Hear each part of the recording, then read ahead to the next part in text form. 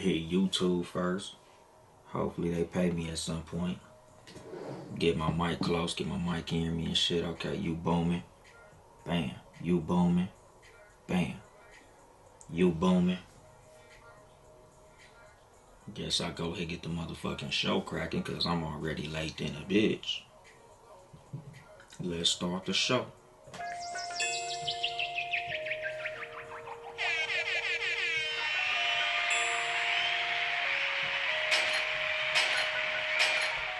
Customary gunshots, bitch. What's going on, my nigga? Nine Side Dre, Life Unplugged podcast. What's the fucking deal? And then there was bass. Good evening, motherfuckers and motherfuckers. This is your host, Yung Dolemite, of the Too Much Game podcast, live from the Boom Boom Room once again. Another one of them episodes where wasn't really shit to talk about and shit, you know. Quarantine is doing what quarantine is doing. Times is doing what times is doing. So, you know, it's just not a lot of shit happening in the news right now. Like, nothing really catching nigga eye. You know, what's going on to everybody popping up in the motherfucking live. You know, my nigga Herschel won and shit. Nigga Hillside up. You know, my nigga Warren Gold clothing and shit. You know, today's episode, a nigga just gonna spit off the top of the head. Literally just got done doing the podcast. You know, shout out to the Bet the House podcast. You know, my nigga Big Smash and the homie DLP from the Man Cave podcast. Shout out to both them niggas. You know, we just got our little thing cracking. You know, talk just, you know, shooting the shit. You know, I had a little post and shit that I made talking about the 10 weakest rappers that a motherfucker ever heard. Like, you know, niggas be putting these lists together and shit. You know, like, oh, what's the top rapper? Who's the best this and the best that? Like, I always think it's a lot harder to come with who's the worst. And not even on no hating shit. Because, you know, in order for you to even know these niggas' names, they had to have some level of talent. But it's just kind of like, damn, nigga, who's really like the weakest motherfucking rappers that you ever heard? Like, it's just like a funny question because a lot of motherfuckers got different answers and shit. Like that nigga Big Smash low key, like that nigga was trolling. Like that nigga put Easy E on this motherfucking list. And if y'all niggas follow this motherfucking show, y'all niggas see I got Easy E over my shoulder. Like Easy E is like one of my childhood heroes growing up. Like Easy E was like the blueprint of what Nipsey Hussle became. Like he was like the original West Coast street nigga that, you know, turned, you know, what he did in the streets into a legitimate business and got it cracking. So, you know, like I look up to Easy E and what he was able to do. And like the nigga's not no weak ass rapper. I was like, nigga, you fucking tripping. But it was just a cool ass conversation. Like, you know, motherfuckers was going up. Like it was a cool ass show. So y'all niggas be on the lookout for the Bet the House podcast.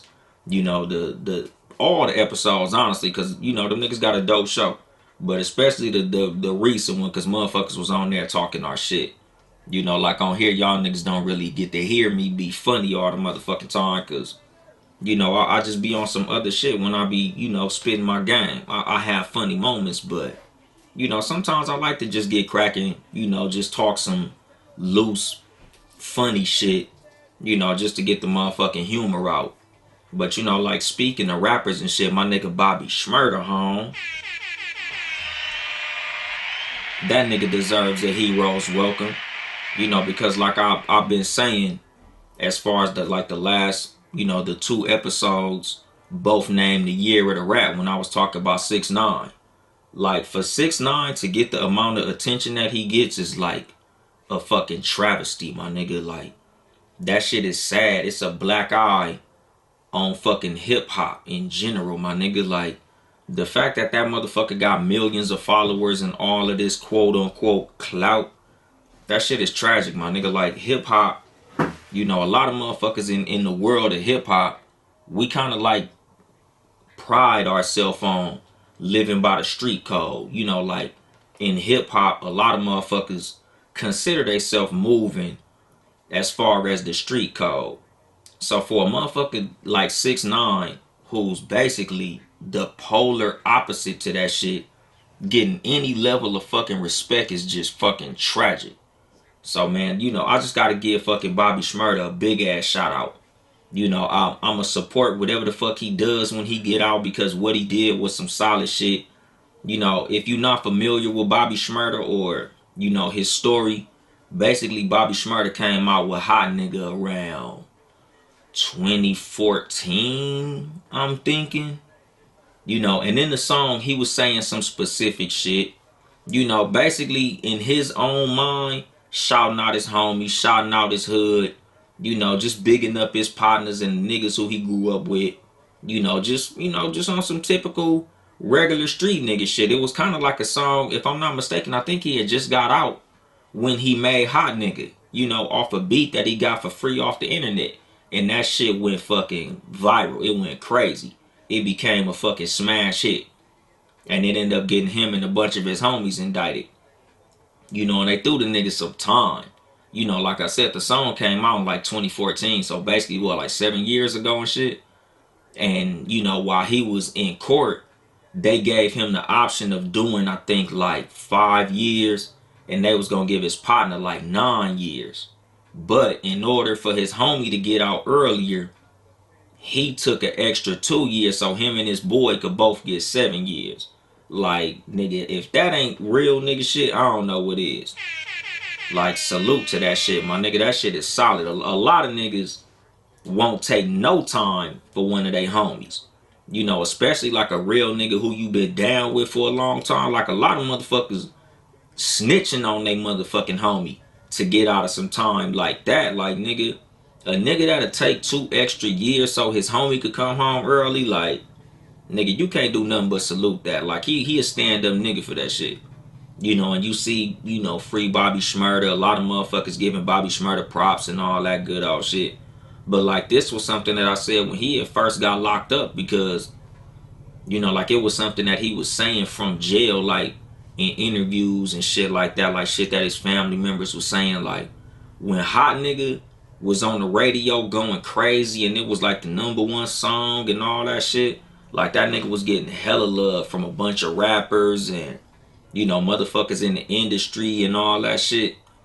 But when the nigga got cracked, when he got put down, when he was, sitting in the pen, when he knew he was gonna really sit down for some time, a lot of them same niggas who was trying to get on his songs, trying to take pictures with him, trying to, ride his wave, a lot of them motherfuckers backed up off him. He wasn't getting all the letters and mail of a type of nigga that a lot of motherfuckers are saying. Y'all niggas saying free Bobby Shmurda, but y'all niggas ain't putting none of them nigga books.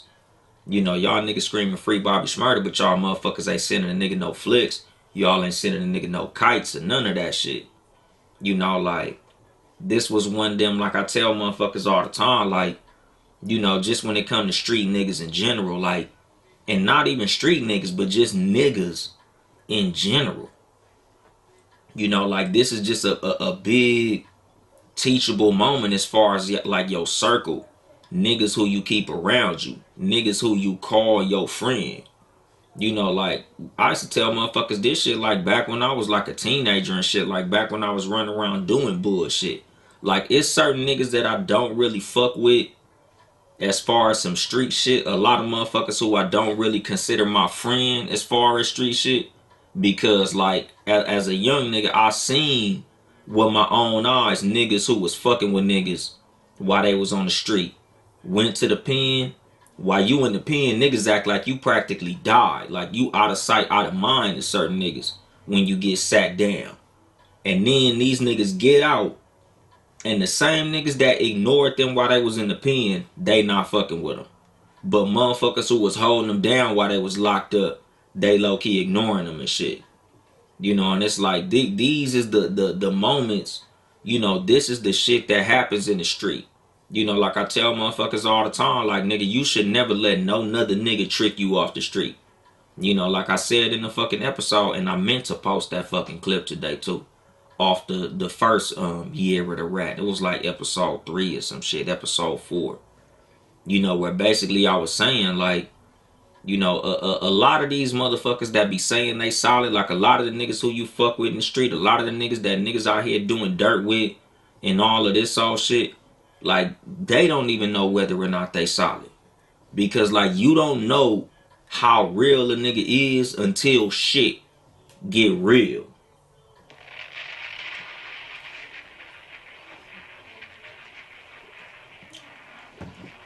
Like it's easy to sit there with your homeboy on the couch and say, man, I'll never snitch on you. Man, I'll never do this. I'll never do that. You know, like it's easy to root for a team when it's winning. But it's a whole different ball game when they go on a 9-game losing streak. Or when they star player get injured or some shit. Like it's easy to say I fuck with this nigga until a nigga catch time like Bobby caught. You know, nigga, you catch, you know, a hot ass 5 years and your homie catch 9. And they like, nigga, if that's really your homie, take 2 of his years and y'all both do 7. A lot of these niggas that you call your friends wouldn't do that shit for you. A lot of niggas you call your friends, my nigga, wouldn't take 6 extra days in that motherfucker for you. You know, like this is the reason I tell motherfuckers all the time, like, it's a lot of niggas who I fuck with. It's a lot of niggas who I'm real closely associated with. It's a lot of niggas who I kick it with. It's a lot of niggas I speak to. It's a lot of niggas who I got love for. But I don't call them niggas my friends. Because we ain't never been through shit. You know, like me, I judge my friendships based on tests that you pass. And a lot of my friendships ain't been tested. So I can't really put that stamp on a lot of niggas. Like we ain't never went through nothing that test our friendship to say that you really my friend. Because I don't know what you would do in certain situations like this. You know, like, and I'm not even putting it on no street shit because, you know, I'm a square now, my nigga. Like, I'm a working man. I'm a family man. So it ain't like we gonna get put in a situation where we gonna be getting interrogated by the police and no shit like that. But just in general, my nigga, like it's just situations that motherfuckers get put in just in regular square life where a nigga could throw you under the bus. You know, it's motherfuckers, you know, who you kick it with that's, you know, trying to, you know, backdoor you on money plays. You know, like I tell motherfuckers all the time, like, nigga, it's a lot of niggas that got a real good job and they job might be hiring. And they got a homeboy that they know need a job and they won't even tell them. Like it's niggas that you fuck with all the time that will not put you up on the play that they own. Like this nigga eating like a motherfucker. This nigga got a line on some shit. And he ain't tapped you on your shoulder like, hey, my nigga, look, I got this little thing. You know, all you gotta do is do A, B, C, D, and E, and you'll be just like me. Like a lot of motherfuckers, you know, niggas love to see you do good until it mean you do better than them. A lot of motherfuckers on some real shit would love to see you do good, and they don't even want to see you equal to them.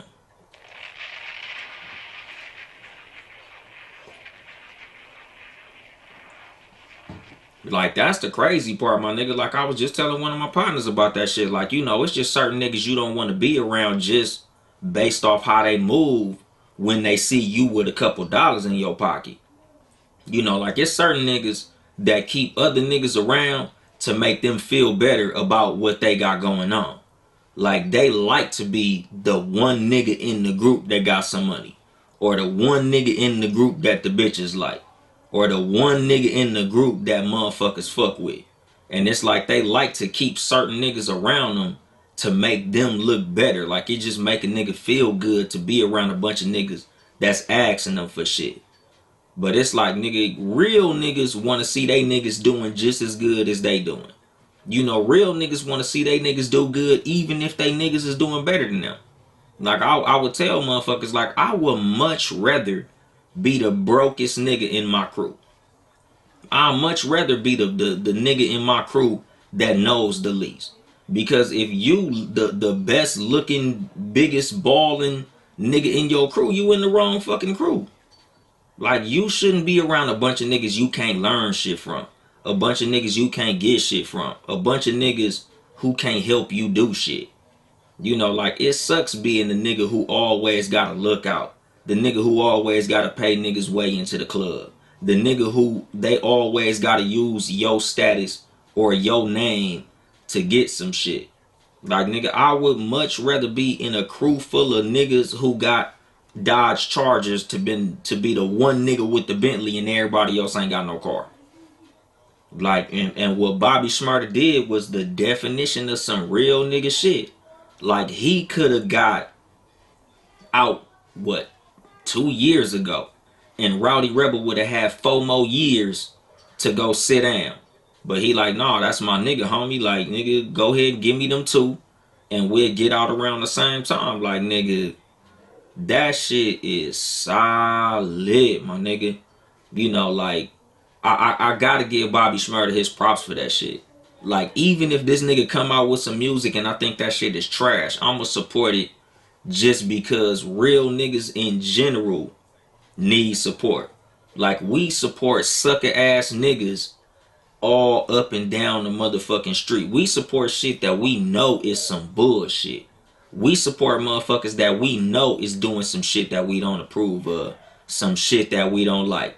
Niggas is supporting child molesters, thieves, motherfuckers who stealing other people's music, motherfuckers who stealing other people's style. Like, nigga, when I see a motherfucker do some solid shit, nigga, I gotta salute that shit, my nigga, because that's rare, you know, and not to be on the old nigga card, because this shows that solid ain't died.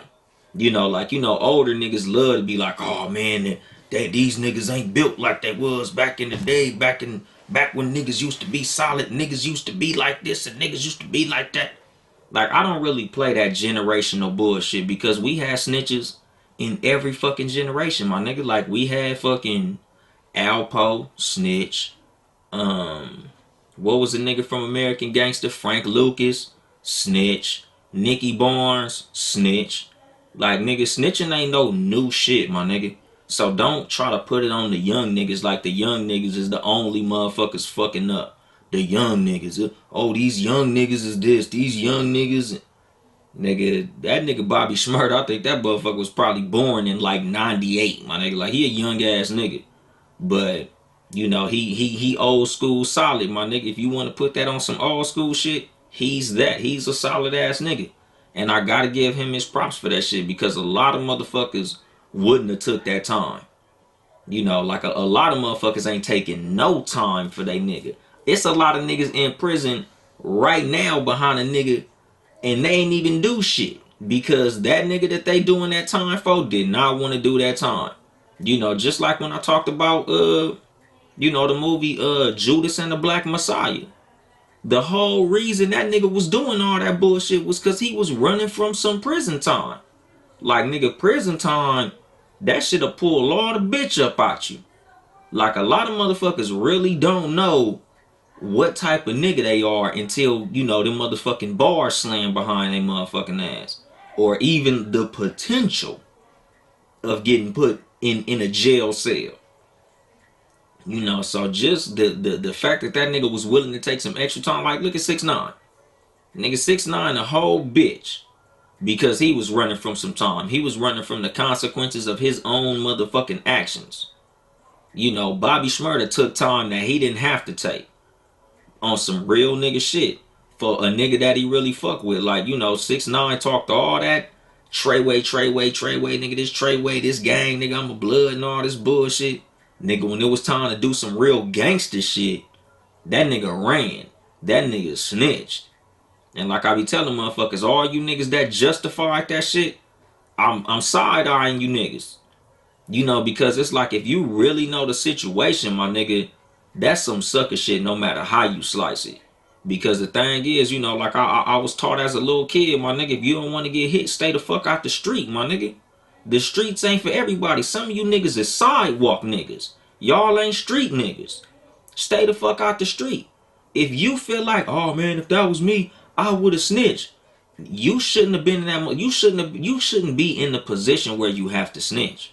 Like I said with 6ix9ine, it wasn't like 6ix9ine was somewhere just minding his business, rapping and being a fucking square. That nigga put himself in them positions. That nigga wanted to go be a blood. That nigga wanted to go do the whole gangbanger lifestyle. That nigga chose that shit.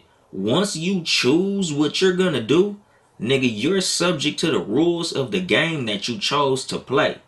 Nigga, it's like a motherfucker going on to the football field and saying he don't want to get tackled. Like, nah, my nigga, you gotta play the fucking game, my nigga. You wanna be a football player? You gotta get motherfucking tackled. You know, and this is just the exemplary fucking example of how a motherfucker's supposed to move. Nigga, you choose to be a street nigga. When it's due street nigga time, that's what that nigga had to do. That nigga stood up like a motherfucking G. So, you know, shout out to Bobby Shmurda, my nigga. Like, damn nigga, let me short I ain't even gonna say break, but happy birthday to my pops, my nigga. Like, it's my dad birthday and shit. Shout out to my dad, man. But speaking of friends, dog, I just watched that movie One Night in Miami. It was a good movie. Like, you know, I hate to do like another episode where I review a fucking movie, but it was another like cool ass historical piece. Like, you know, like I've said on the show, like I'm not really a fan of fictional movies and shit. Like I'm not really like big on a lot of entertainment that don't involve learning. I'm kind of a nerd in that way. Like I'd rather watch a fucking documentary than a feature film and shit. Like I'd rather be learning some shit than reading some fiction or, you know, taking in some fiction. Like I'm a bigger fan of podcasts than I am of music. And like this movie, it was like I wasn't expecting it to be that good. You know, like I'm not saying like I was blown away like it was the greatest fucking movie that I've ever seen. Like it's not fucking with Judas and the Black Messiah. Like Judas and the Black Messiah that shit was dope as a motherfucker. Like I thoroughly enjoyed that shit. I'd watch that shit again. That was a hard ass movie. That shit was dope. Like this one, not as great, but it was a lot of jewelry in this motherfucker. Like, you know, a lot of historical facts and some, you know, like some shit that I could tell that they kind of like mixed up just to push the story along. But like, I just like the way the movie was done. Like when the shit first came on, I kind of was like hating. I ain't even gonna front. Like when I first seen the Malcolm X character delivering his speech, I was like, oh yeah, this shit finna be some bullshit. You know, it just had that like straight to TV movie look. Like it just seemed like one of them like Wendy Williams productions. Like this like some Lifetime movie shit. Like these niggas is finna fuck this movie up. Like that part when I saw the Muhammad Ali character in the beginning, you know, when it started out with the boxing, just the way that he was doing it.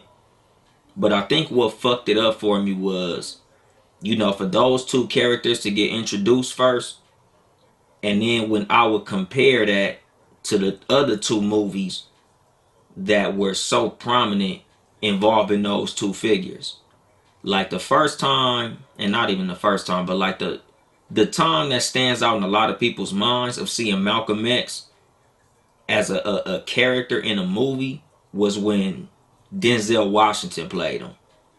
You know, them some big fucking shoes to fill. You know, and then when you looked at Muhammad Ali played by Will Smith, which was another fucking excellent performance. You know, so it's like for these two practically unknown actors to fill these roles, I gotta give these niggas they props. Like when I first seen them niggas get on the screen, like I said, I was like, oh, here we go. Here goes some bullshit. But as the movie went on, like them niggas carried their weight. Like them niggas did their thing.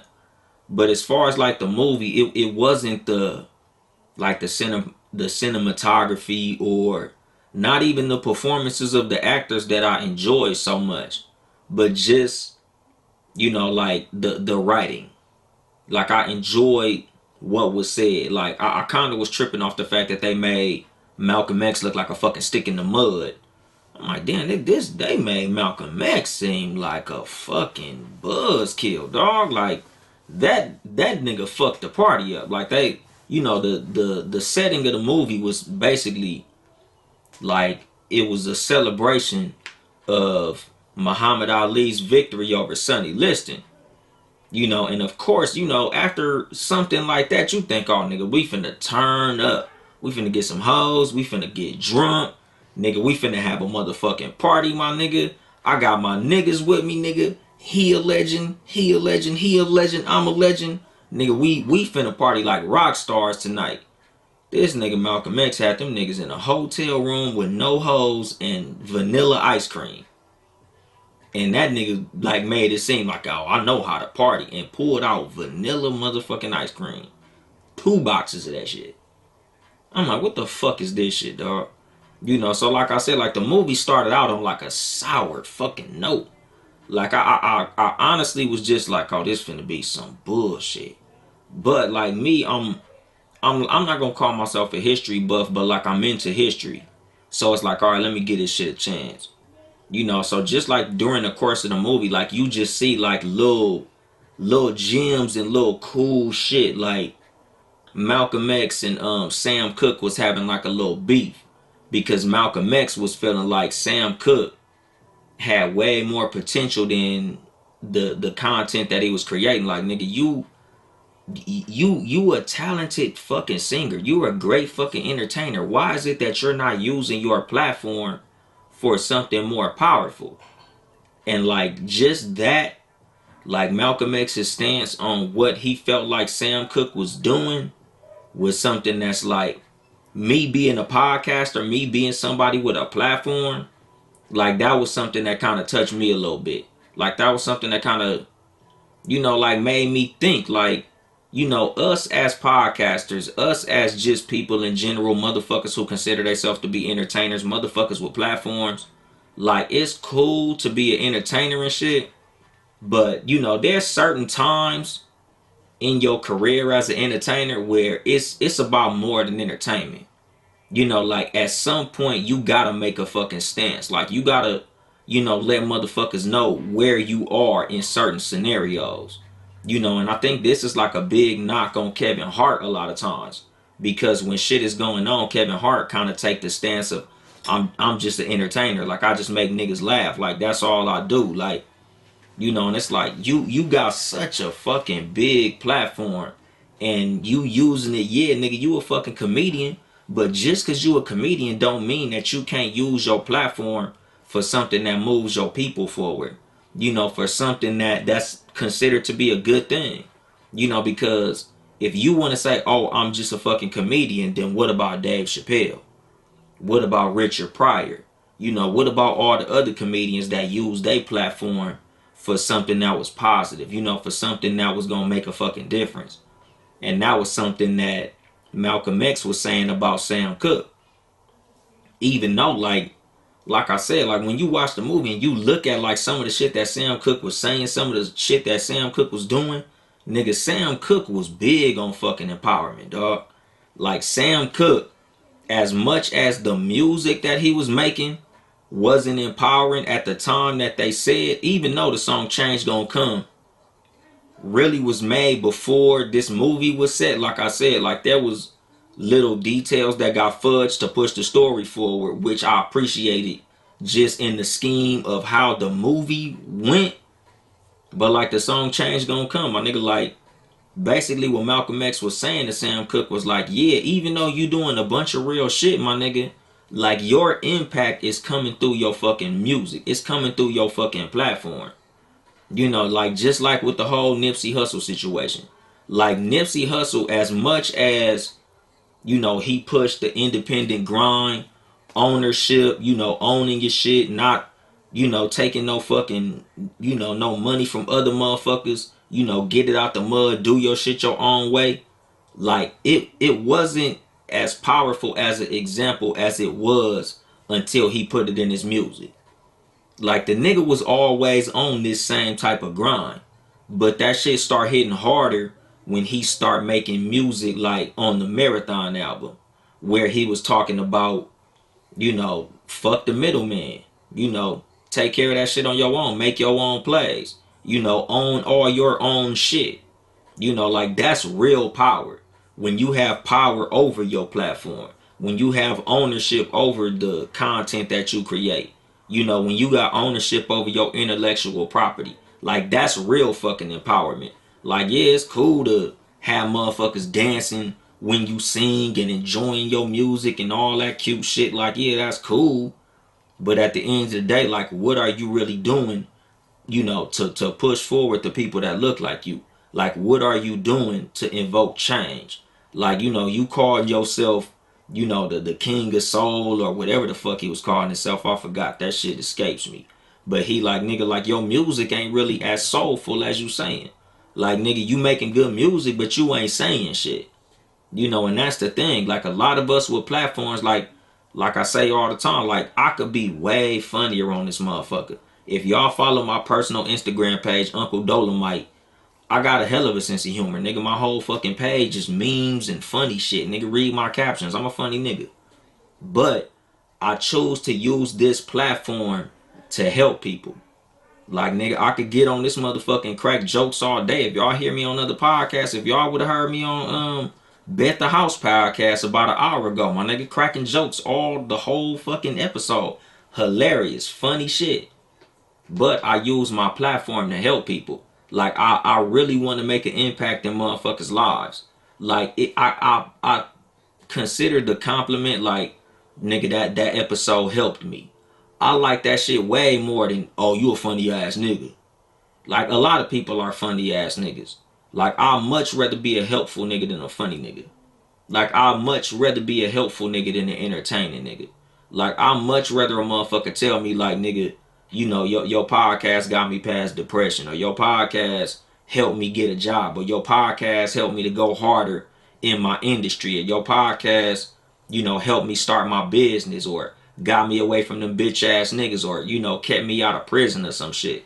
Like, I'd much rather use my platform for something impactful like that than just, making niggas laugh or making niggas dance or putting niggas up on some new music. And I don't have nothing against niggas who do that. I don't have nothing against niggas who make music. I don't have nothing against niggas who crack jokes. I don't have, nothing against niggas who do a podcast about sex. Like, don't get me wrong. But even, people who do podcasts like that, when there comes a time when something is that heavy, like, you should just be responsible with what you use your platform for. And I feel like a lot of, what Malcolm X and Sam Cooke was clashing about was just like, nigga, you got this big ass platform. You literally have influence over millions of people. And you using your motherfucking influence to sing about, she's so pretty, she's so pretty. Like, the fuck is that, my nigga? And Sam Cooke's point was like, nigga, I'm a empowering motherfucker. Like, he broke down a story about, a song that Bobby Womack had written that the Rolling Stones had used, and how Bobby Womack was getting the royalties off that shit. And he like, nigga, that's real motherfucking empowerment, which is the truth. Like, Sam Cooke was on that ownership shit, nigga, decades and decades before a lot of these rappers and shit. Like, a lot of the shit that we look up to ain't even new shit. It's just put into a new package. Like, a lot of niggas thought like Nipsey Hussle was like the first nigga on the independent grind, the first nigga talk about own your masters. But shit, before him was Jay-Z. Before him was Master P. And, like with this, like before them, like, nigga, even when you watch the Ray movie, like Ray Charles, remember when Ray Charles broke from his first record label? A lot of what broke him from his first record label was he said he wanted to own his masters. And that was like, we can't do that. Like, as much as we got love for you and shit, we can't give you that fucking power.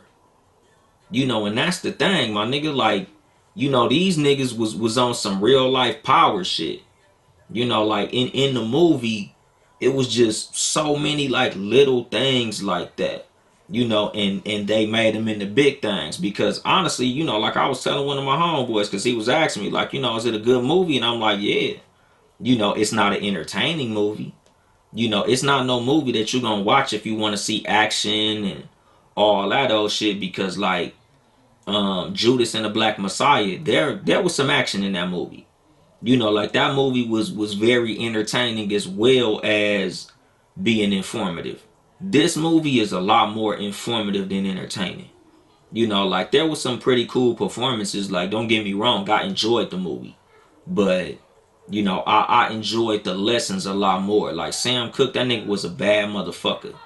Like I've seen documentaries about him, and I'm gonna like really go start looking way more into that shit. You know, because like what he was breaking down as far as like the empowerment and how he was moving in the music business, like that nigga was doing some cold shit. You know, like a lot of the black artists back in the day, as much as like we see rappers getting fucked in these music deals, and you know, just the whole structure of the music business and how a lot of black artists is getting fucked over. For a lot of the black artists I was getting fucked over, it was a lot of black artists that was on some cold shit. You know, like Ray Charles comes to mind. Um, James Brown was another one that owned a lot of his shit. You know, that had radio stations and all. Like these were some powerful motherfuckers. Like nigga, you know, we look back at the times of the 60s and we just look at it like, oh, it was so racist and it was so fucked up and it was so bad for black people. There was some niggas out there that was nigga handling fucking business. Like I enjoy, you know, just the way that them four niggas was moving. You know, Malcolm X, Muhammad Ali, Jim Brown, and Sam Cooke. Like, you know, as much as Sam Cooke was low key getting painted, low key like a little coonish, he wasn't no coon by no stretch. You know, and that was the thing. Like, you know, when it comes to theater, when it comes to cinema, when it comes to, you know, storytelling and picture painting, you know, a lot of times when you watch movies like this, like it kind of gives you, you know, like a little like a preconceived notion on certain motherfuckers. Like you looking at them in a certain way that the movie paints them. And if you was to watch the movie loosely, Sam Cooke looked like a little coon a little bit. You know, a little certain shit that nigga was saying was on some like, nah man, let's not make these white people mad. But nigga, Sam Cooke was a bad motherfucking man, dude. Like I enjoyed every fucking character in that movie and the way that they carried themselves. Like it was a cold fucking scene, like with Jim Brown, you know, when in the beginning of the movie, and he went to go meet this old white motherfucker.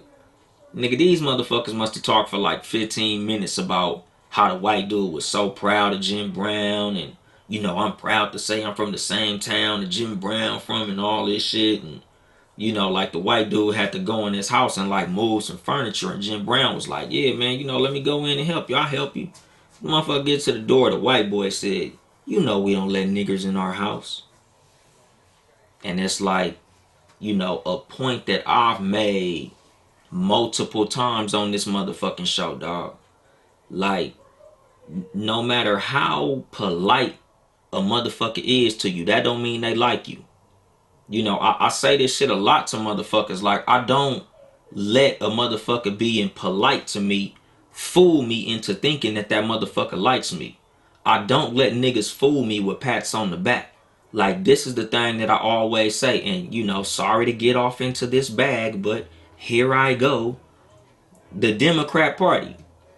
Like, niggas love the Democrat Party because the Democrat Party tells you how cute you are and how much they like you, and then they turn around and shit on you.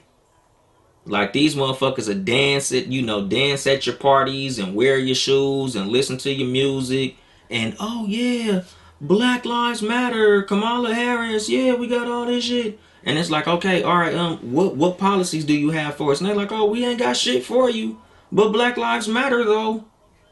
Like I never let a motherfucker tell me nothing about how cool I am and give me all these punk ass compliments, and then you gonna turn around and shit on me. You gonna call me a nigger to my fucking face.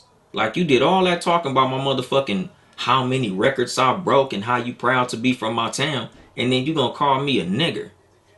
Like that's the same shit that motherfuckers do in general, my nigga. Like that's what I see when I see the Democrat Party. You know, and again, like in this movie, Malcolm X, like I always say, nigga, I done said that shit a gang of times in this show.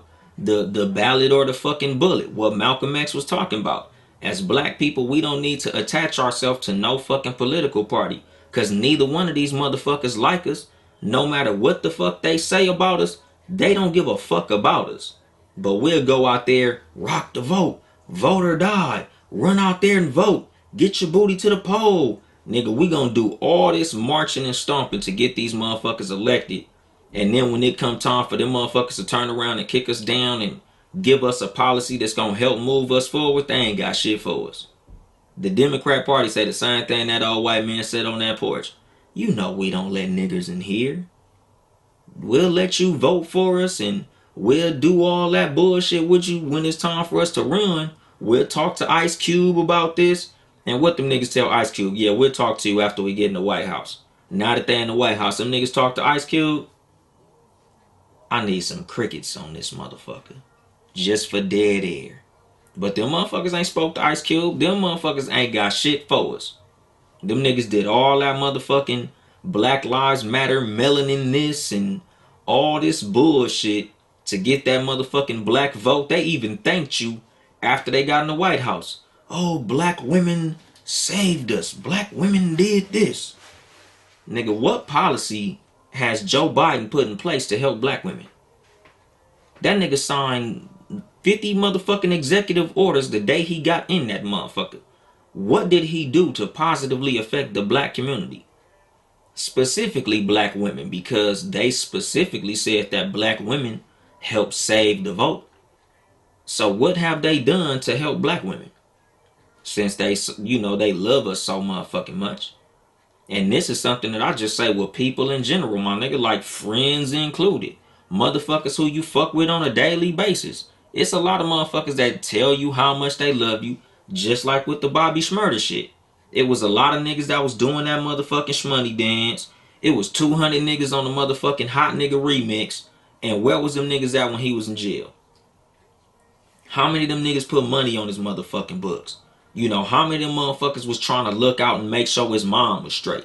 How many motherfuckers was dropping off money to his family? How many motherfuckers was trying to tell niggas, hey man, y'all niggas go stream Hot Niggas so Bobby Shmurda can have some money when he get home? Not so many, my nigga. It's a lot of motherfuckers that'll root for the team while it's winning, but it ain't a lot of motherfuckers that's gonna be rooting for the team when the motherfucking team start losing.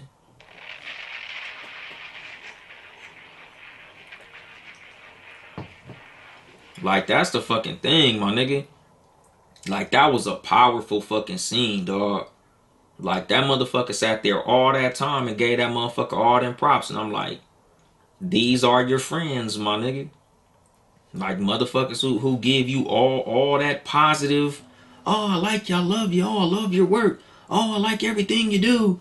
Then you like, all right, nigga, so, I need ABC. And they like, oh, I said I like your shit. I ain't say that I was gonna help you, nigga. Like, fuck out my motherfucking face. And that's the thing. And that was a lot of what Malcolm X was trying to tell Sam Cooke. You got all these motherfuckers dancing to your motherfucking music, and all these motherfuckers, you don't want to make them mad, and you think you sitting up high on the thing, you in the fountain blue. And nigga was like, who checked you into the fountain blue? And he was like, oh, the whoop-de-whoop. And he like, exactly, the motherfucking white boy. Nigga, you over here, thinking you better than everybody because you in the white man hotel and you couldn't even check yourself in that motherfucker. And then Sam Cooke, like I said, nigga, Sam Cooke was a bad motherfucker. Sam Cooke, like, yeah, the white boy that works for me. My employee, my nigga. Like, nigga, I got power too. And that was the thing. Like, I liked that little tennis match between Malcolm X and Sam Cooke. Because, like, I enjoyed Muhammad Ali's character. Him as a 22-year-old world champion. That nigga was just out there just trying to have fun. Even though all of us who know about Muhammad Ali, he was very aware. Like, he was a very intelligent man. Like, and in the movie, he showed flashes of that shit. But in the movie, a lot of it, just focused on him and his youth and, the way that he was just trying to have a good time. I feel like a lot of the movie was more, or what stood out to me was the dynamic between Malcolm X and Sam Cooke. Like, them niggas was really beefing. And a lot of this movie was more, like fictional than anything. Like, the night was a real night. But a lot of the dialogue was kind of, done for entertainment. but it was some powerful shit in that motherfucker. I feel like that's a movie that a lot of motherfuckers should see. That's a movie that you should watch that motherfucker closely, cause there was a lot of good shit in there. Especially like and I don't want to give away the fucking spoiler and shit. As far as like toward the end of the movie, like how Sam Cooke got down toward the end, but it was just a good fucking film, dog. Like like I said, as far as like what Malcolm X was saying to him about using the fucking platform, like all of those niggas in that movie, a lot of I feel like the main message of the film was to use your platform for something that helps move your fucking people forward. Like with Malcolm X, with Muhammad Ali's character. The big thing with Malcolm X and Muhammad Ali and their friendship, Malcolm X was just happy to have Muhammad Ali, converting to Islam, joining the nation and being unapologetic and letting motherfuckers know, like, nigga, at the end of the day, I'm black first. I'm a Muslim. I'm a proud member of the Nation of Islam. Like, he was using, his platform as a boxer, as a famous champion, to let motherfuckers know, like, nigga, this is the black experience. This is what we going through. This is what we want. This is what I'm using my power for. This is what I'm using my platform for. This is what I'm using my influence for. Like, these were four of the most famous black men of that era. And they was using their fucking platforms for something that was powerful. And that was a beautiful fucking thing, my nigga. Like, I just love to see shit like that. Like, those are four men that I have immense respect for, especially Malcolm X. Like, everybody who listen to this show know, like, nigga, I like worship Malcolm X. Like, I'm a fucking, like, Malcolm X is like my fucking hero, my nigga. So, like, seeing the fucking movie, like I said, when I first seen this character, I was kind of like, oh, here we go with this bullshit. These niggas got a bullshit ass nigga to play Malcolm X. And then the way the motherfucker started and the way that he was getting down, I'm just like, these niggas played my nigga Malcolm, dog. Like, that nigga was like, fucking, like, ugh. But again, a lot of what that dialogue was, a lot of what their struggles was personally between each other, a lot of what the motherfuckers was beefing about was some powerful shit. And that's what I fucked with. Like, a lot of this shit, I kind of was just like, like with the whole vanilla ice cream shit and all that, like, but like I said, like, nigga, it humanized a lot of these niggas. Because like when you see Muhammad Ali, when you see Malcolm X, when you see Jim Brown, like a lot of us are not really familiar with Sam Cooke outside of music. Like we just know, it's been a long, like we just know the song. But a lot of us don't really know about Sam Cooke and his story. Some of us know about, Bobby Womack fucking his wife and his daughter and, showing up to the nigga funeral with his suit on and all that old shit. But that nigga Sam Cooke was a cold nigga. Like I really am gonna do some more research personally about the nigga. Like just finding out what he was doing. Because I was somewhat familiar with the nigga and some of his moves and shit. But just a little couple of little things he said in that movie made me be like, oh, he a cold ass nigga. I'm finna check this nigga out. But like all these niggas was using they influence for some dope ass shit. Like Jim Brown being, the number one running back in the NFL and shit. Like even him. And a lot of motherfuckers is kind of familiar with Jim Brown being pro-black. A lot of niggas was kind of like looking at that nigga sideways because, remember when Trump first got elected, Jim Brown went to go meet with him. Which, like I was telling motherfuckers, there's certain niggas playing checkers and there's certain niggas playing chess. Like a lot of motherfuckers just looked at you doing anything with motherfucking Trump is like, oh, you sold out, oh, you a fucking coon. But at the end of the day, my nigga, like, if I'm doing something to get something for you niggas, shut the fuck up and let me do what the fuck I'm doing. Like, it ain't like the nigga pulled up to the shit with a MAGA hat on. The nigga had a fucking Kente print kufi on, my nigga.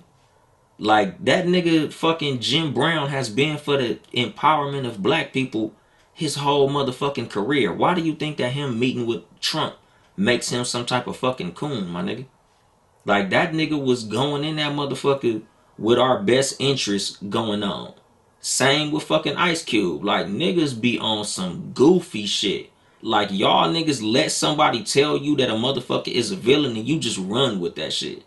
Like, I've been telling niggas, like, as much as y'all niggas say, oh, Trump's a racist, Trump's a racist, Trump's a racist. But he didn't write the fucking crime bill. Like, nigga, Trump ain't do half of the damage to the black community that motherfucking Joe Biden did. But y'all ain't calling nobody a coon for sucking Joe Biden dick.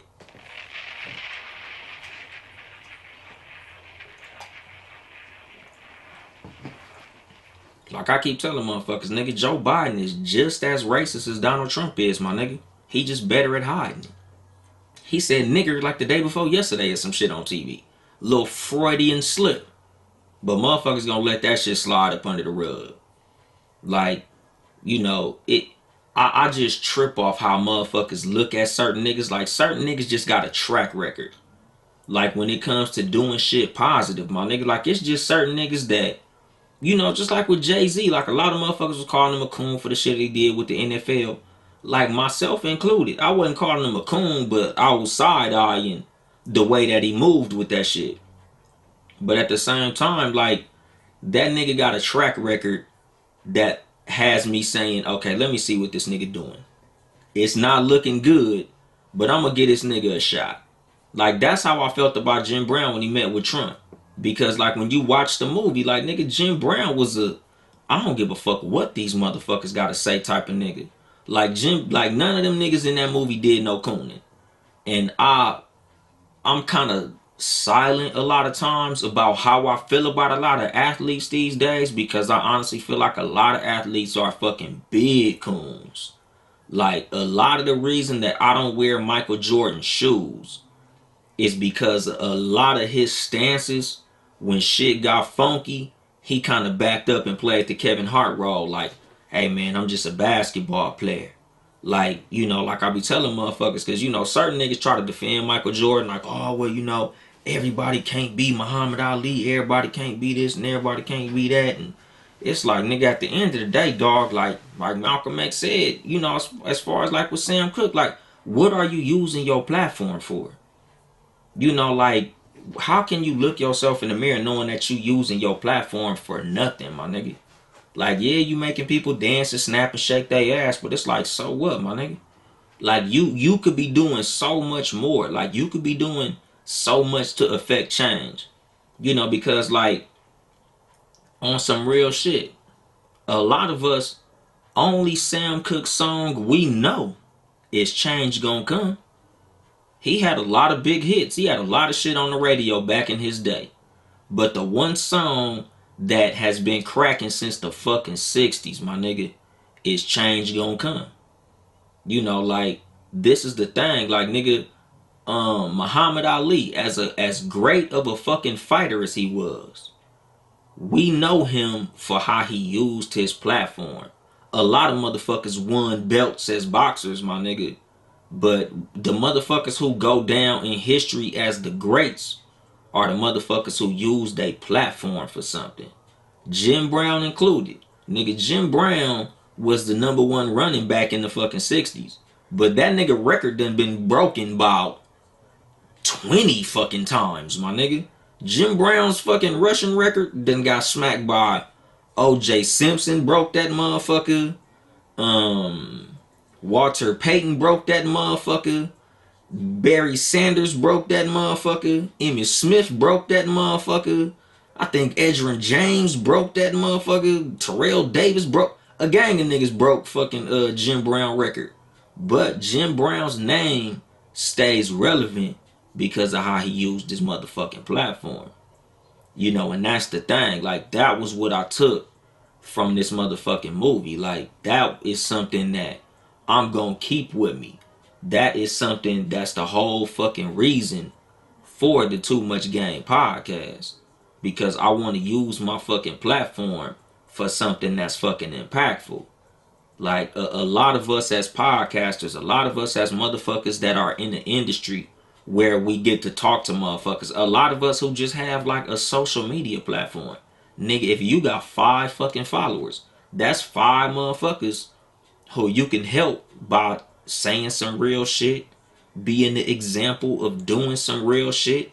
Because like I talk about on this motherfucker all the time, dog, like, us as human beings, nigga, a lot of us don't even realize the influence that we have over just 2 or 3 niggas. Our kids, our neighbors. It's just young motherfuckers that'll see you somewhere that you don't even know look up to you. Like, you should just be using your platform. You should be using a little bit of influence that you have to affect motherfuckers' lives positively, dog. Like, that was what I took from this motherfucking movie.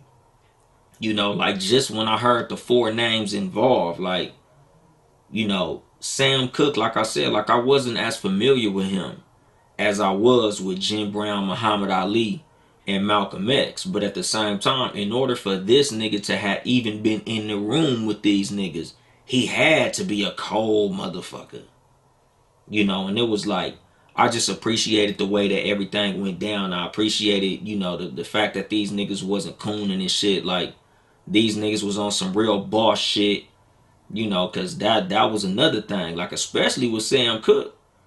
Like Jim Brown said that shit in the movie, to Malcolm X, like, you really going real hard on Sam, but Sam the only motherfucker out of all 4 of us that ain't out here asking for a check from the white man.